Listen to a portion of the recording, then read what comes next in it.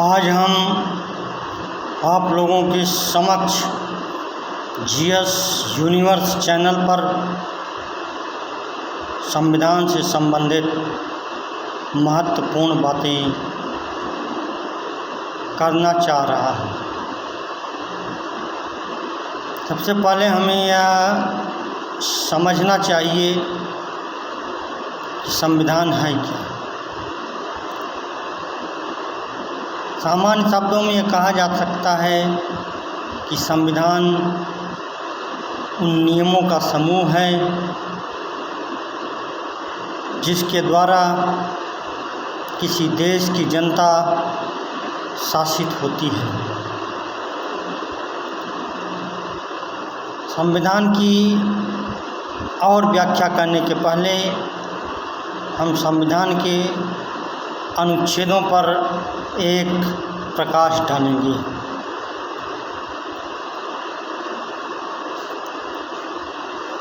संविधान का पहला अनुच्छेद है, भारत राज्यों का संघ है।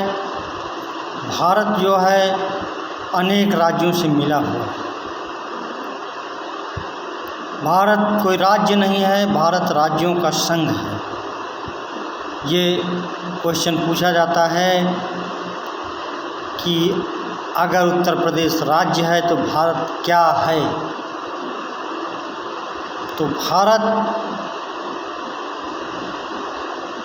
राज्यों का संघ है, भारत राज्य नहीं है। अनुच्छेद 2, नए राज्यों का प्रवेश। भारत में नए राज्य प्रवेश कर सकते हैं। अनुच्छेद 3,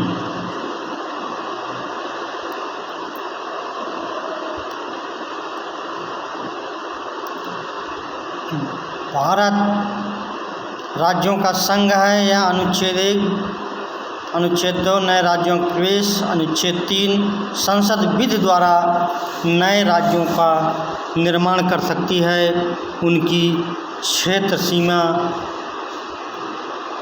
और नाम में परिवर्तन कर सकती है। अनुच्छेद 5, संविधान के प्रारंभ के समय भारत में रहने वाले व्यक्ति यहाँ के नागरिक हो गए। अनुच्छेद 52,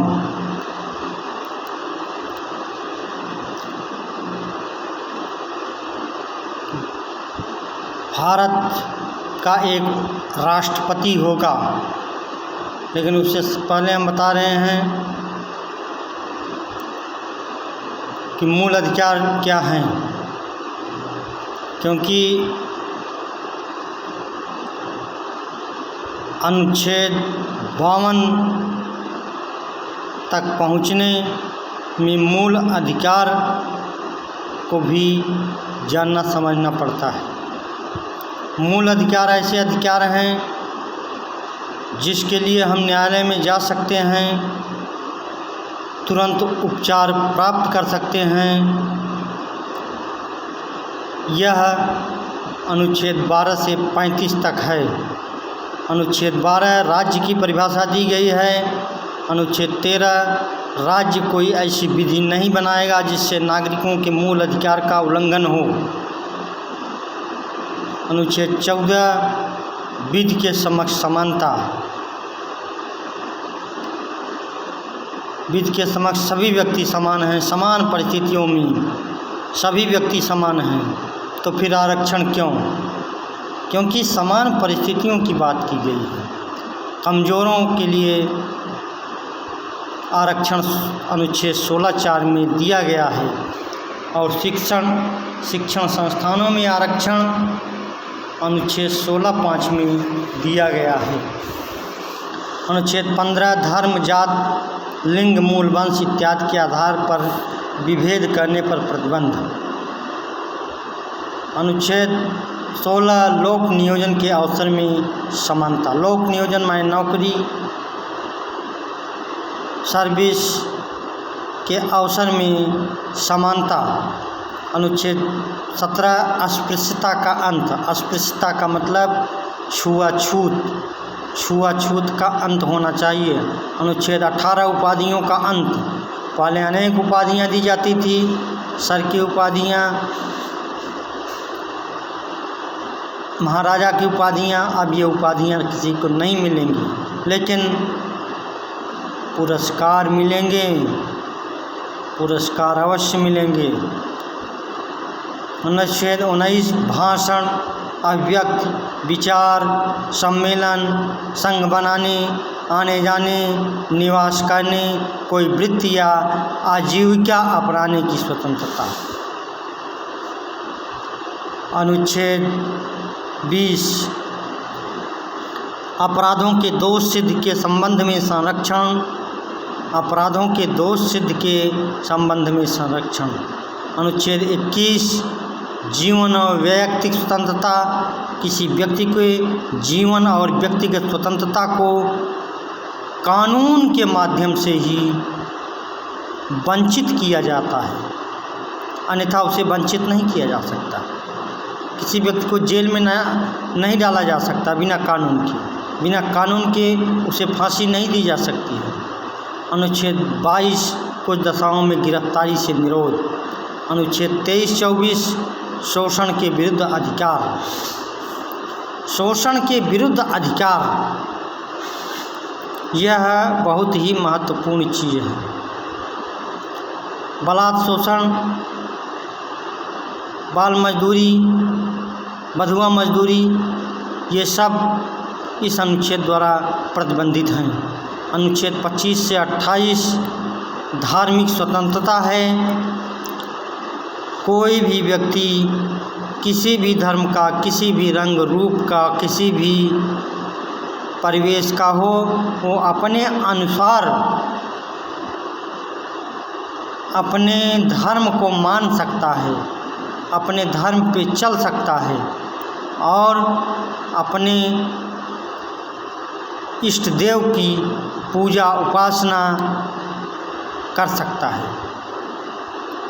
वो इस्लाम धर्म के नियमों का पालन कर सकता है, ईसाईयत का पालन कर सकता है, यहूदी का पालन कर सकता है, पारसी का पालन कर सकता है, हिंदुइज्म का पालन कर सकता है और एक धर्म से दूसरे धर्म में जा सकता है अपनी इच्छा अनुसार। लेकिन यह गमन लोभ के बस में न हो, डर के द्वारा न हो, प्रेम से हो, विश्वास से हो, तभी मान्य है।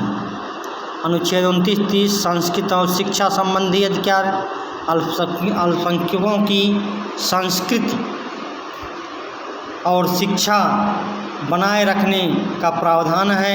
सभी धर्मों के लोगों को अपनी संस्कृति, अपनी परंपरा, अपनी रूढ़ियाँ, अपने विचार को संरक्षित करने का अधिकार है। अनुच्छेद 31 यह निश्चित कर दिया गया संविधान संशोधन द्वारा, अनुच्छेद 31 को निश्चित कर दिया गया और यह संपत्ति का अधिकार था यह पहले, लेकिन अब मूल अधिकार रह गया, मूल अधिकार नहीं रह गया। अब यह मूल अधिकार नहीं रह गया, अब यह विधिक अधिकार हो गया 300 के तहत। 300 के तहत यह एक विधिक अधिकार रह गया।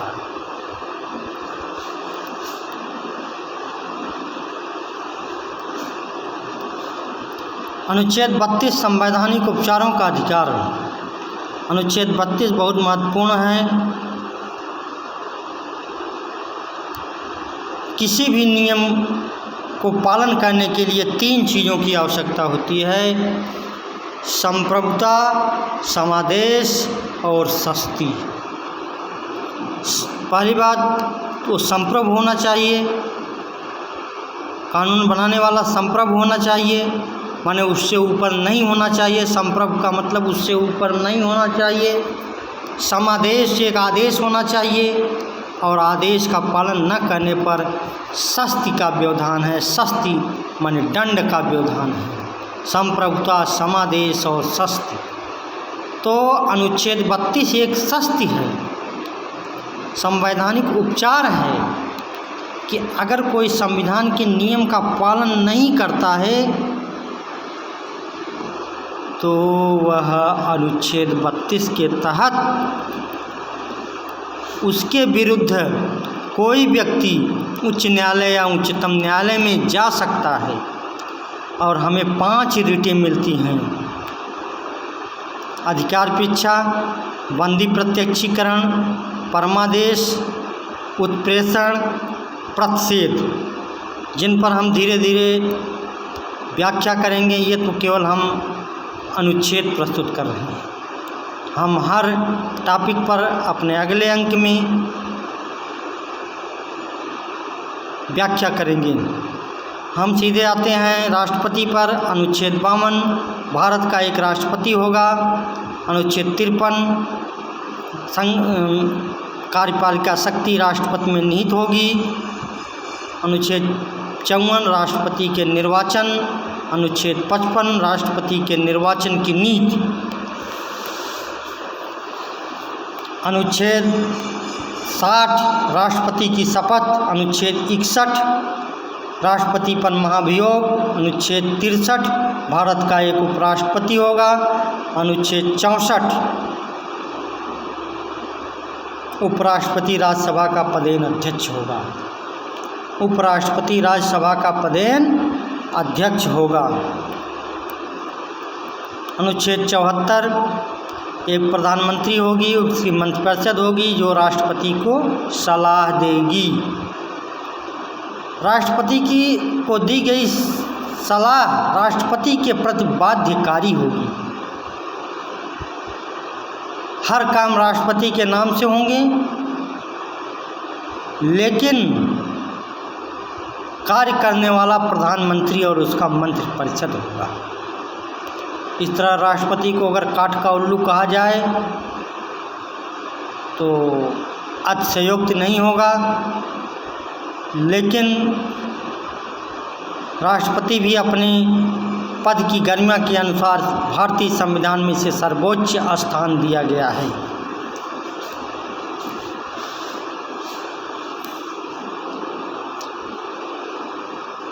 अनुच्छेद 75, राष्ट्रपति प्रधानमंत्री की नियुक्ति करेगा। जिस दल ने बहुमत प्राप्त किया है संसद में, लोकसभा में, आगे हम बताएंगे कि लोकसभा, राज्यसभा और राष्ट्रपति तीनों मिला करके संसद बनते हैं।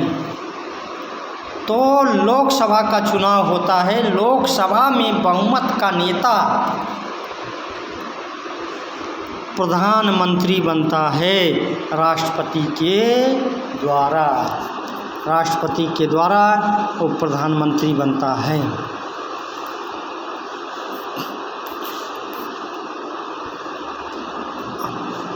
अनुच्छेद 76, महान्यायवादी की नियुक्ति राष्ट्रपति करेगा। अनुच्छेद 78, प्रधानमंत्री का कर्तव्य होगा कि राष्ट्रपति को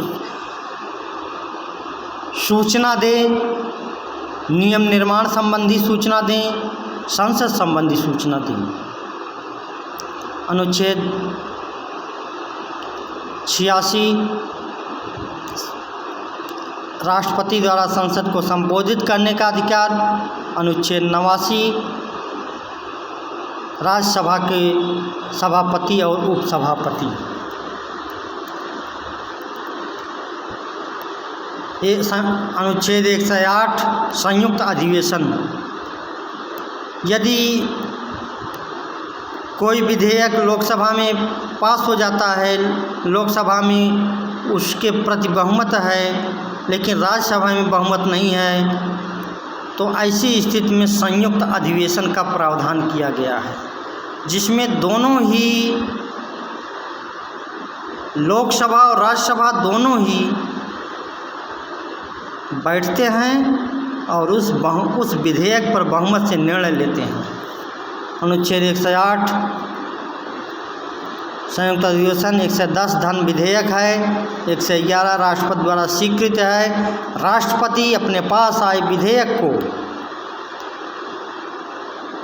पास कर सकता है, लौटा सकता है, यह उसका अधिकार है। इसके विषय में हम विस्तार में राष्ट्रपति के अध्याय पढ़ाने पर बताएंगे। अनुच्छेद 1 से 12 बजट, अनुच्छेद 1 से 23 अध्यादेश जारी करने की शक्ति, अनुच्छेद 23 के द्वारा अध्यादेश जारी करने की शक्ति होती है राष्ट्रपति को, या प्रधानमंत्री की सलाह पर वह अध्यादेश जारी करता है, जिसका प्रभाव कानून के समान ही रहता है। अनुच्छेद 1 से 24 भारत में एक उच्चतम न्यायालय होगा। 1 से 29 वह न्यायालय अभिलेखी होगा। अभिलेखी का मतलब है कि उस न्यायालय को अपने द्वारा दिए गए कानून का उल्लंघन करने पर दंड देने की व्यवस्था है। अनुच्छेद 1 से 43 सर्वोच्च न्यायालय की न्यायिक शक्तियाँ। अनुच्छेद 1 से 48 नियंत्रक एवं लेखा महापरीक्षक। अनुच्छेद 1 से 63 मुख्यमंत्री और मंत्रिपरिषद जो राज्यपाल को सलाह देगी। अनुच्छेद 169 किसी भी राज्य में विधानसभा का गठन और विघटन हो सकता है।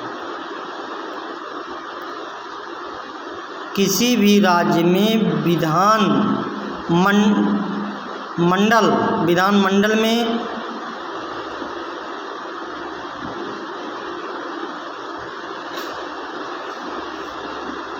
विधानमंडल में विधान परिषद होता है और विधानसभा होती है, तो विधान परिषद का गठन और विघटन हो सकता है। विधान परिषद और विधानसभा मिलकर विधानमंडल बनाते हैं। जिस तरह राज्यसभा, लोकसभा और राष्ट्रपति मिलकर के संसद बनाते हैं, उसी तरह विधान परिषद, विधानसभा और राज्यपाल मिलकर विधानमंडल बनाते हैं। राज्यपाल, विधानसभा, विधान परिषद तीनों मिलकर के विधानमंडल बनाते हैं। 2 है राज्यपाल द्वारा स्वीकृत। राज्यपाल अपने पास आए किसी विधेयक को स्वीकृत कर सकता है या वापस लौटा सकता है। अनुच्छेद 213 अध्यादेश जारी करने की शक्ति। अनुच्छेद 214 प्रत्येक राज्य में उच्च न्यायालय होगा। अनुच्छेद 226 उच्च न्यायालय में जाने की शक्ति। अनुच्छेद 233 जिला न्यायाधीशों की नियुक्ति। अनुच्छेद 235 उच्च न्यायालय का नियंत्रण अपने अधीनस्थ न्यायालय पर होगा। उच्च न्यायालय का नियंत्रण अपने अधीनस्थ न्यायालय पर होगा।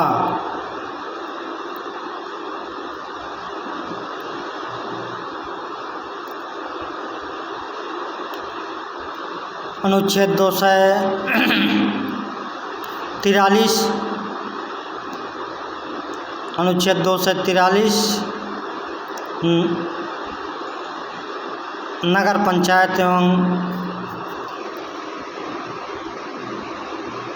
पंचायत एवं ग्राम पंचायत। अनुच्छेद 245 संसद और विधानसभा। संसद पूरे राज्य को देखेगी, विधानसभा किसी प्रदेश को देखेगी। अनुच्छेद 248 अवशिष्ट शक्तियाँ केंद्र के पास होंगी। अनुच्छेद 249 अनुच्छेद 249 शक्ति प्रदान करना।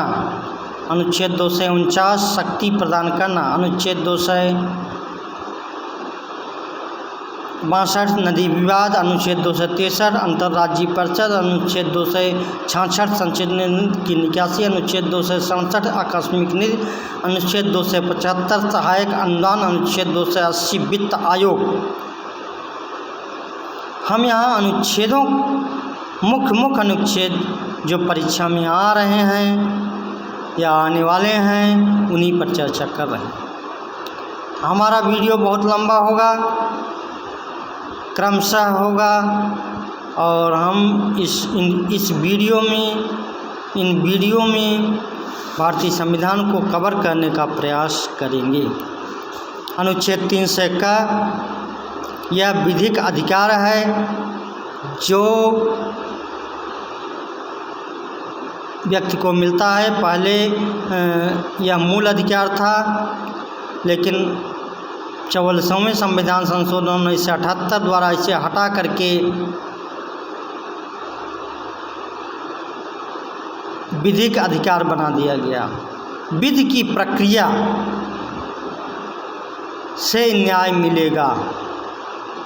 पहले सीधे हम संसद में चले जाते थे, पहले हम सीधे उच्च न्यायालय चले जाते थे, उच्चतम न्यायालय चले जाते थे, लेकिन अब ऐसा नहीं है। क्रमानुसार जिला न्यायालय, उच्च न्यायालय, उच्चतम न्यायालय, इस तरह जो है हमको हमारे अधिकारों की रक्षा, संपत्ति के अधिकारों की रक्षा की जाएगी। 312 अखिल भारतीय सेवाओं का चयन, 315 लोक सेवा आयोग, 324 चुनाव आयोग, 326 वयस्क मताधिकार, 326 वयस्क मताधिकार, 330 संसद में अनुसूचित जाति और अनुसूचित जातियों को आरक्षण, 331 विधानसभा में संसद में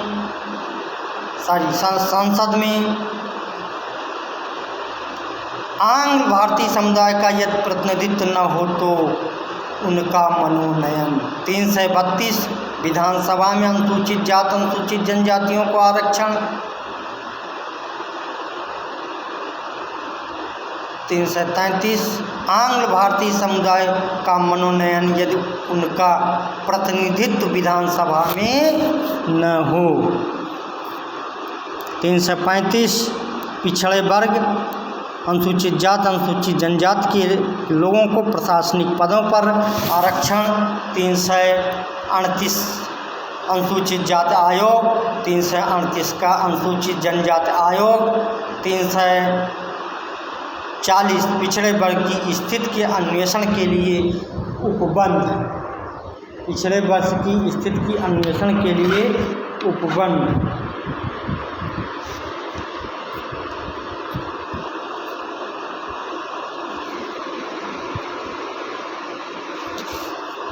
पिछड़े वर्ग की स्थिति के अन्वेषण के लिए यह उपबंध है कि एक आयोग बनाया जाएगा जो पिछड़े वर्ग की स्थिति का आकलन करेगा। 343 हिंदी भाषा,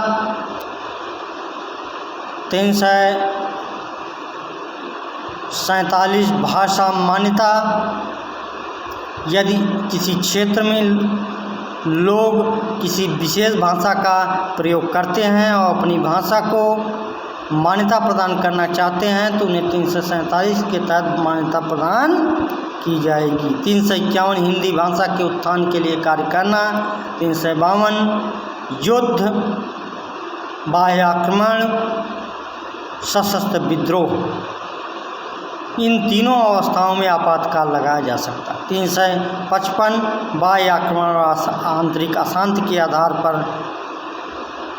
आपातकाल लग सकता है। 355 360 वित्तीय आपात, 360 वित्तीय आपात, 365 केंद्र के निर्देश का पालन न करना राज्य सरकार के द्वारा यदि केंद्र के आदेश का पालन नहीं हो रहा है तो यह राष्ट्रपति शासन लागू करने का एक विकल्प होगा।